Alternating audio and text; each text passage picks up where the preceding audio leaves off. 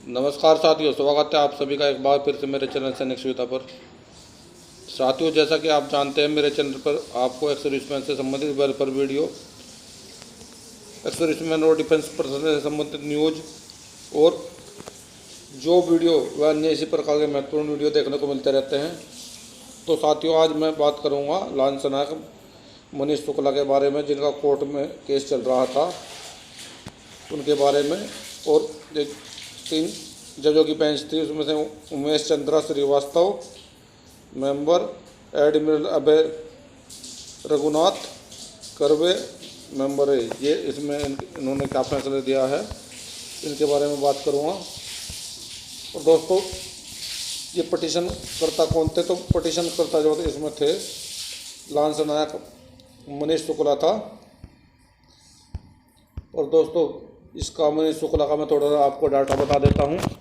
तो ये भारतीय सेना में 15/3/2003 को इनका विवाह नूतन मिश्रा के साथ हुआ था। आवेदक के अनुरोध पर 26/3/2014 को इन्हें क्वार्टर अलाट किया गया था और 20/4/2013 को क्वार्टर में खुशी से अपने बच्चों के साथ रह रहे थे, और जिसमें इनकी पत्नी और 2 नाबालिग बच्चे थे। और इनके पिता यूपी पुलिस में थे, जो कानपुर में पोस्टिंग थे, और माता संयुक्त रूप से अपनी बहन के साथ रहती थी। हिंदू संयुक्त परिवार में जाने के लिए 15 दिन की इन्होंने अपने किसी प्रोग्राम में जाने के लिए 15 दिन की सीजन छुट्टी मांगी थी। तो सीजन छुट्टी पारिवारिक समारोह के लिए 15/9/2013 को मांगी थी दोस्तों।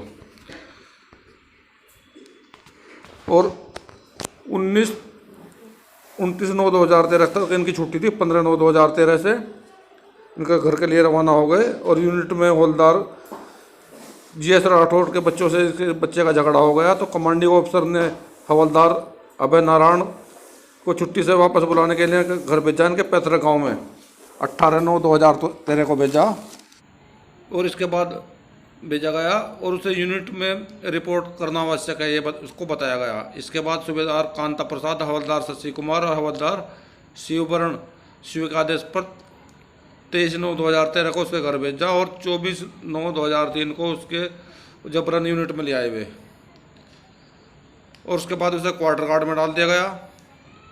और जबकि दोस्तों, उसकी पत्नी, उसका पिता पीछे पीछे उसकी यूनिट में पहुंच गए 27/9/2013 को। तो आवेदक की ओर से उसकी पत्नी से अलग अलग कागजात पर साइन कराए गए, उसे कागजात पर साइन कराने से मजबूर करा गया और फर्जी झूठा डिस्चार्ज किया गया उसका। और आवेदक को मौखिक रूप से घर जाने के लिए कह दिया गया और आदेश का पालन करने के लिए कहा गया।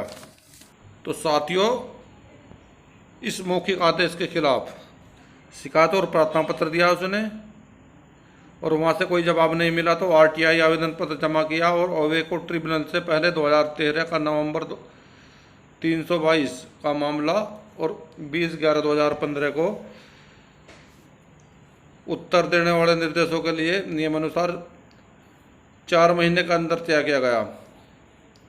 और आवेदक की शिकायत पर कोई फैसला नहीं आया। आवेदक ने 2017 को निष्पादन संख्या 6 दायर की दोस्तों। इससे पहले उत्तर देने वालों ने 24/4/2017 को ट्रिब्यूनल से 25/4/2017 को अस्वीकृत कर दिया था, जिसे आदेश जारी किया गया। इसके बाद आवेदक ने अपने गलत तरीके डिस्चार्ज और सेवा बहाल करने के लिए वर्तमान मूल आवेदन पत्र में याचिका दायर करी था। साथियों, दोस्तों, मनीष शुक्ला के वकील ने क्या कहा, यह मैं आपको बताता हूं। तो वकील ने क्या दलील दी? उन्होंने कहा कि पूरी सर्विस 10 साल 7 महीने किसी भी प्रकार का कोई इनको रेड एंट्री और ना ही कोई ब्लैक एंट्री थी।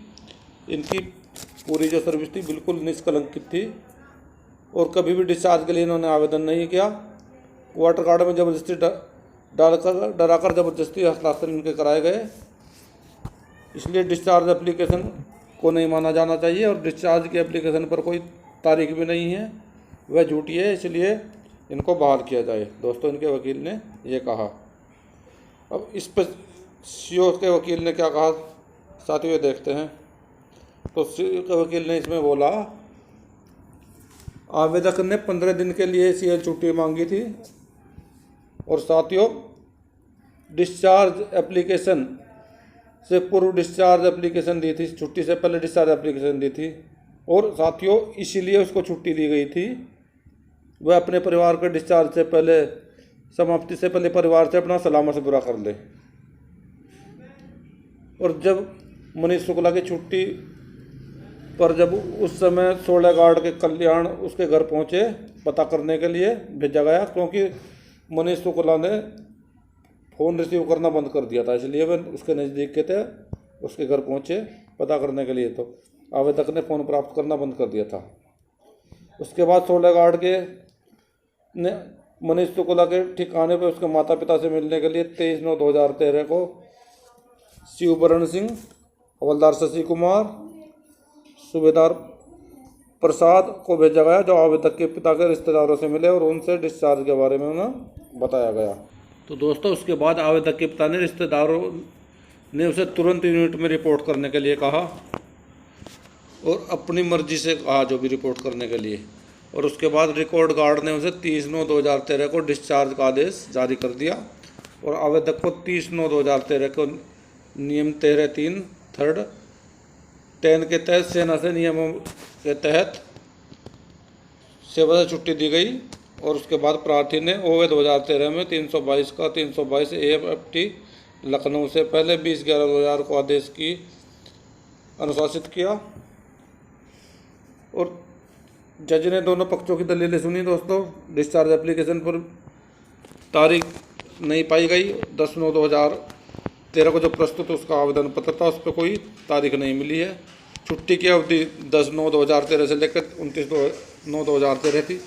तो जज ने कहा कि आश्चर्य की बात है, 30/9/2013 को सीओ ने डिस्चार्ज का अनुरोध स्वीकृत किया, लेकिन जो बहुत ही छोटी छुट्टी थी और छुट्टी पे आने का इंतज़ार नहीं किया, जो कि 29/9/2000 तक वापस आना था, उसका भी इंतज़ार नहीं करा।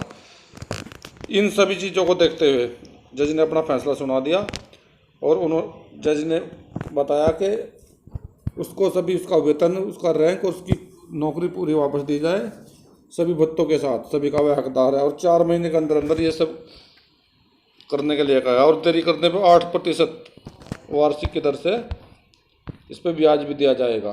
तो ये थी दोस्तों मनीष शुक्ला की पूरी कहानी।